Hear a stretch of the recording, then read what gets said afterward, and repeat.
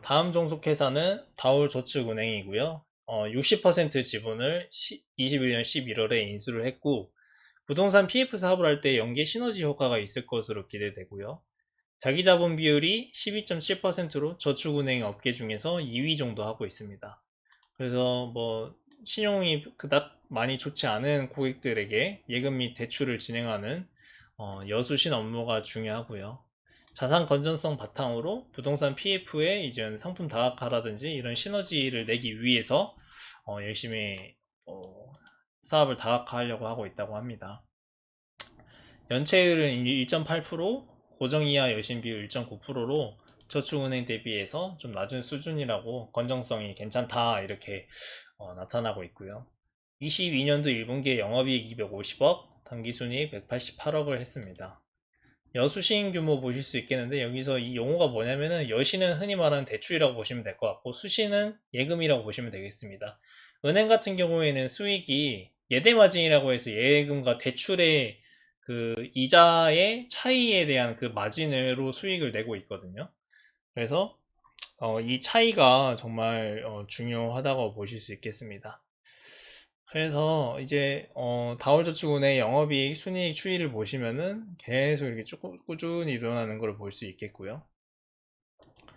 여기까지가 종속 회사랑 이제 본업인 증권사에 대해서 간략하게 소개해 드렸고, 다올투자증권 이제 연간 실적을 보시면은 여기 보면은 21년도 22년도 이제 예측치가 있는데 수수료 손익 중에서 여기 IB라고 보실 수 보시면은 상당히 이제 수수료 중에서 큰 포션을 차지하는 거 보실 수 있겠습니다.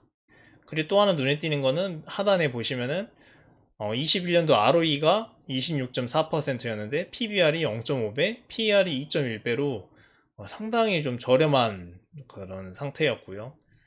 이 같은 실적이 똑같이 22년도, 23년도에도 낸다면은 배당이라든지 그런 부분에 있어서 꽤 큰 매력이 있을 거라고 생각이 듭니다. 그리고 또 하나로 다올 자산운용이라고 있는데, 뭐 투자자로부터 위탁받은 자금을 주식, 채권, 부동산, 인프라 등에 투자를 하게 되고, 그래서 이런 주식, 채권 같은 전통 자산에서 부동산, 특별 자산으로 뭐 확대하겠다고 합니다. 네, 투자 아이디어 간략하게 설명드리겠습니다. 다올저축은행 및 다올인베스트먼트 종속회사 연결 편입에 따른 지배순이익이 증가가 될 예상이고요. 그에 따라서 이제 주주 환원 정책이 계속 유지가 된다면은 배당이 확대가 되고 자사주 매입을 통해서 주가에 좀 긍정적인 면이 있지 않을까 생각이 듭니다.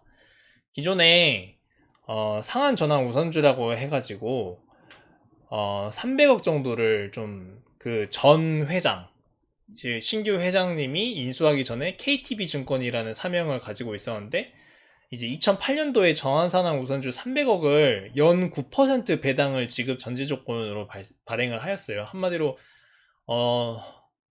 9%짜리 사채를 발행을 했다고 보시면 되겠습니다. 그래서 KTB 증권이 근데 수익이 좋지 않아서 이자를 제때 이 연 9%를 배당을 지급을 못 해가지고 정말 좀 많이 힘들었고 주가도 많이 안 좋아하는데 이번에 이병철 회장님으로 바뀌고 나서 19년도에서부터 21년도간 그동안의 누적 미배당금이 712억 원이었다고 합니다. 300억을 발행했는데 배당을 712억 원을 못 줘가지고 이걸 모두 해결했습니다. 근데 이걸 해결하기 위해서 또 신규 RC 이거 상원 전화 우선주를 발행을 했거든요. 여기 보시면 여기 보면 KTB 투자증권 제3자 유상증자라고 해가지고 이 정한상한 우선 미배당금 712억 원 다 해결하고 전환상한 우선주 300억 원을 또 상환하기 위해서 480억을 또 새로 발행을 했어요. 근데 좀 다행스러운 거는 그전에 9%였던 거를 5.8%로 이자를 낮춰가지고 발행을 했는데 그래도 좀 주가에 좀 희석되는 부분이 있다 보니까 좀 악재로 많이 작용을 했었습니다. 그래도 이 미배당금 712억 원을 이제 해결을 하고 이자도 좀 싸졌으니까 그래도 긍정적인 부분이 있지 않나 이렇게 생각이 들고요. 여기 보면은 이제 다올투자증권의 최근 3년 주주하는 실적 보시면은 뭐 자기 주식 매입하고 우선주 소각하고 발행하고 뭐 이런 것들, 그리고 배당까지 포함하면은 주주 환원율이 약 한 42% 정도 되었다. 그래서 주주 환원이 계속 40% 정도가 유지가 된다면은 앞으로 배당금이 좀 늘지 않을까, 이런 기대가 좀 되고 있고요. 그래서 여기 주가로 보시면은, 여기 보면은 18년도부터 20년도까지 주가가 바닥을 쳤죠. 이게 그 KTB 증권 시절에 미 배당금이 계속 쌓이고, 그러다 보니까 이제 실적도 안 나오고 해서 바닥을 치다가 이제 이병철 회장님으로 바뀌게 되면서 미 배당금 다 해결하고, 아 그러면 이제 실적도 잘 나오겠다 하고 이제 주가가 착 올랐는데, 21년도 중반 때 ICPS 그 정환산화 우선주를 480억을 또 발행을 하니까 주가가 곤두박질 쳤습니다. 지금은 더 떨어졌는데, 근데 뭐 아무래도 좀 희석되는 부분이 있어서 좀 부정적이긴 하지만, 이자도 좀 싸졌고, 수익 구조도 많이 좋아졌고, 그다음에 저축은행이랑 다월 인베스트먼트도 이제 신규로 종속회사로 편입이 돼서 이익 측면에서 좀 좋아지지 않을까, 그리고 거기에 따른 배당이 좋아지지 않을까, 이런 생각이 들고요. 그래서 여기 보시면은 배당 수익률이 20년도에서 21년도로 늘었죠. 그래서 배당 수익률 4.8%인데, 이익이 21년도만큼 잘 나오면은 배당이 올라서 350원 정도 나올 수 있지 않을까. 그러면 현 주가의 기준으로 7%, 지금은 더 떨어졌으니까 7.5에서 그 이상이 될 수도 있겠는데, 이 배당을 좀 많이 기대를 할 수 있을 수도 있습니다. 근데 그 전제 조건은 실적이 잘 나와야겠죠. 그리고 또 하나 이제 매력인 거는, 다른 증권사에 비해서 굉장히 ROE 대비 PBR이 쌉니다. ROE가 작년 실적 기준으로 25% 이상인데 PBR이 0.6배 이하죠. 그래서 상당히 좀 밸류에이션 수치상으로 좀 매력적인 부분이 있다고 보실 수 있고요. 리스크로는 이제 부동산 PF 실적이 좀 악화된다면은 아무래도 실적도 안 좋아지기 때문에 배당도 안 좋아지고 전반적으로 악재가 됩니다.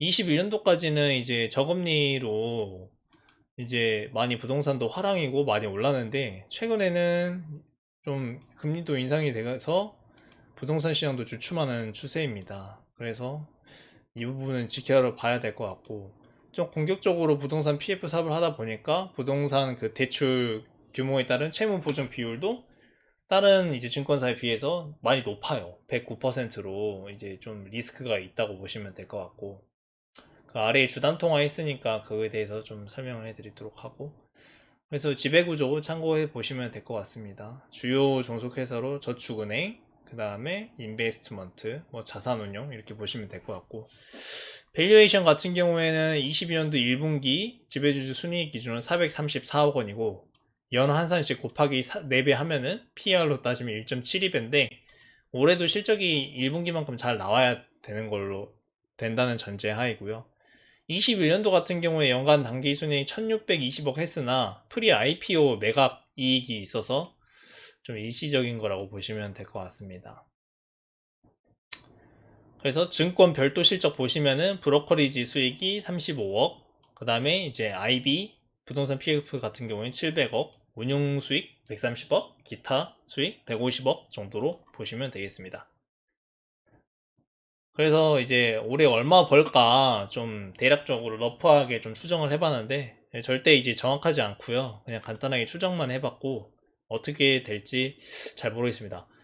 저축은행 같은 경우는 지분 60% 있으니까 과거 실적 바탕으로 연 500억 정도 대충 추정을 하면 지분법상 300억. 인베스트펀드 같은 경우에는 52%로, 이 부분은 좀 분기별로 일정치 않아가지고 보호적으로 연 50억 정도 잡았고요. 증권 별도 같은 경우에는 약 한 1200억 좀 잡았다는 전제 하에 이제 다 합치면은 이제 지배주주 순이익으로 1550억 정도. 그래서 22년도 포워드4는 약 한 1.5배에서 2배 사이로 될 것 같습니다. 근데 이게 좀 예측하기가 어려워요. 부동산의 수익이 어떻게 될지도 모르고. 그래서 계속 이제 2분기, 3분기 계속 모니터링이 좀 필요할 것 같고, 좀 매크로 이슈도 많이 영향을 받다 보니까 좀 어려운 것 같습니다. 이제 다음 편에서 주담 통화로 마무리하도록 하겠습니다.